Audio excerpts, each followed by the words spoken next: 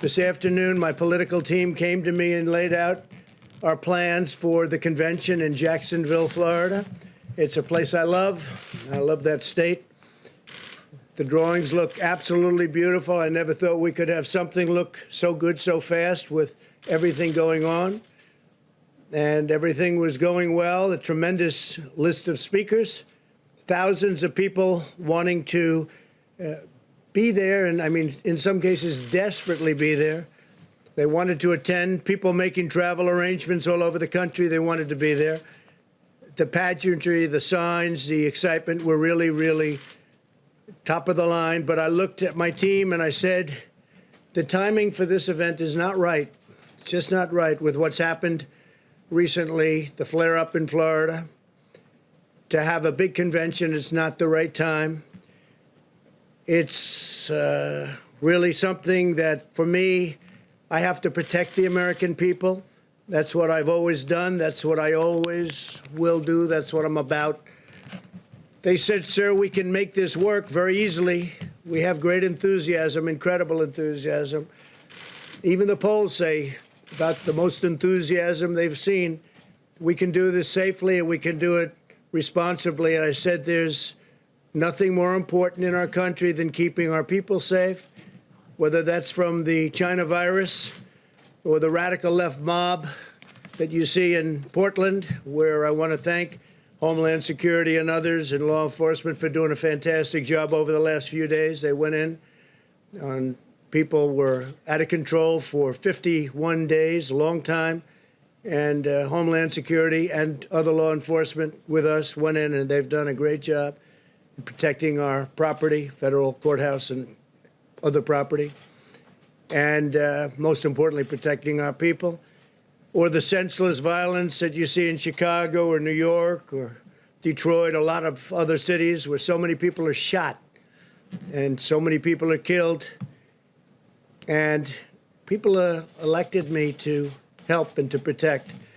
So I told my team it's time to cancel the Jacksonville, Florida component of the GOP convention. We'll be starting in North Carolina for the Monday, as has always been planned. We were never taking that off. That's remaining as it is. The delegates are going to get together. That's where they do their nomination. So the delegates are going to North Carolina, and they'll be doing the nomination. And we're going to do some other things with tele-rallies and online the week that we're discussing, which will be really good. I think we're going to do it well. And I'll still do a convention speech in a different form, but we won't do a big, crowded convention per se. It's just not the right time for that.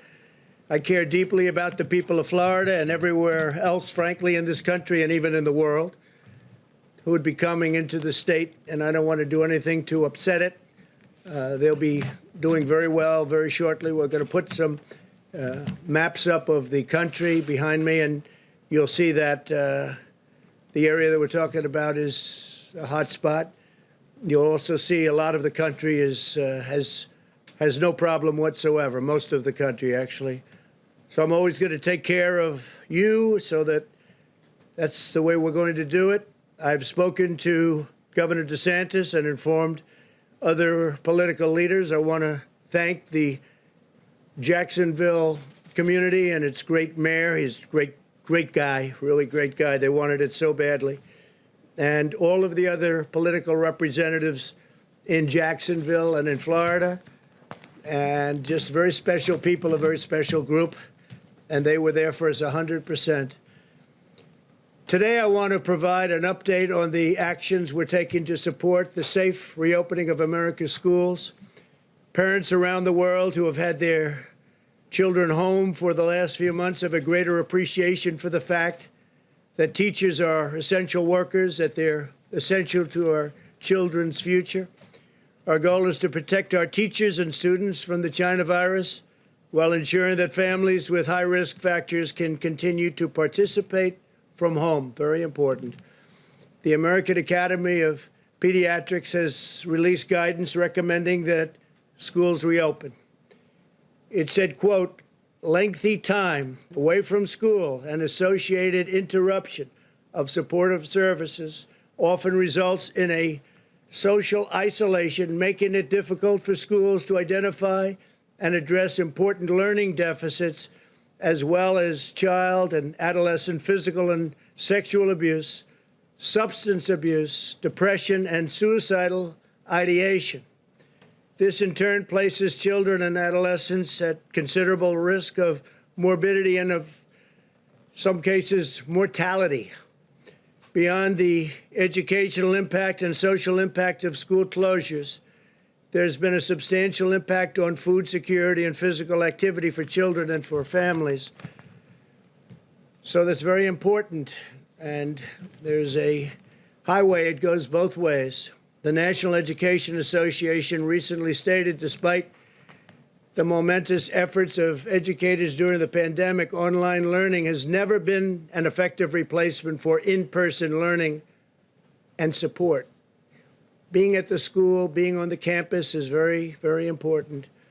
One study estimates that due to school closures last spring, the average student will begin this school year roughly 35% behind in reading compared to the typical year, and more than 50% behind in math. That's a big statement.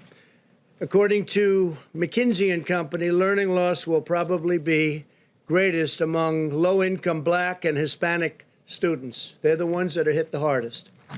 We don't want that happening. 30 million American students rely on schools for free and reduced meals. Over 70% of the students who receive mental health services do so through their schools.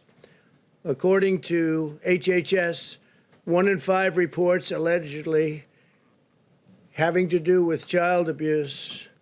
They have neglect, and these are neglect and neglected cases are submitted by education personnel. So people in the education world on the premises will be the ones that report neglect and other problems when they see the children. They know if they've been neglected, they know if they've been hurt or harmed in any way, whether it's at home or someplace else, but they see this at school. You don't get to see that if you're not going to school. It's a big thing.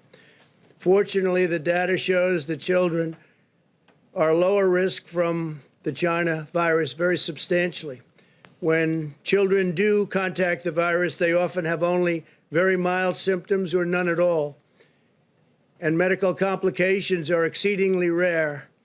Those that do face complications often have underlying medical conditions.